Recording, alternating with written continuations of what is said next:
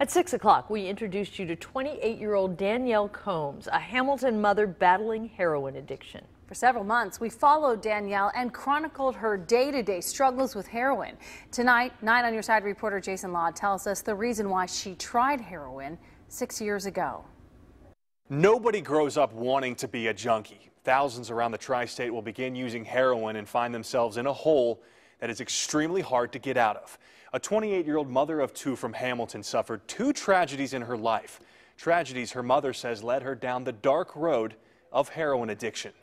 Tammy Norris still has the tapes. Old VHS tapes of the news recorded 10 years ago.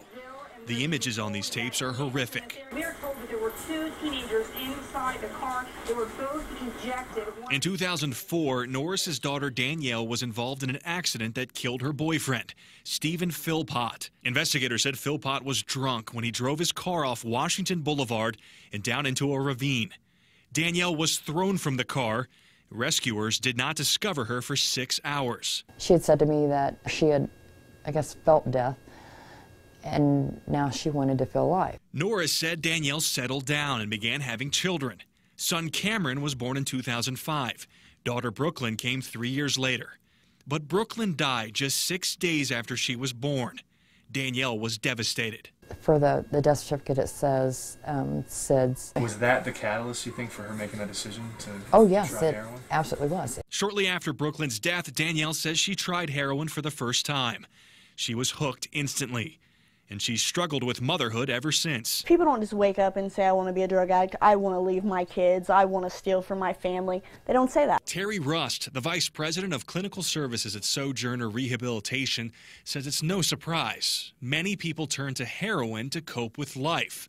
I mean, not everybody who suffers a trauma ends up turning to drugs and alcohol, although a lot of people who have turned to drug and alcohol have a trauma in their past.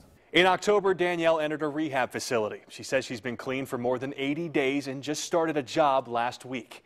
You can read more about her battle with addiction on WCPO.com. Jason Law, 9 on Your Side. Thank you, Jason. Also on WCPO.com, we have an entire section devoted to the heroin epidemic. There you'll find profiles of those living with addiction, families fighting for their loved ones, and communities rallying to make a difference. There's also resources that you can use. Disturbing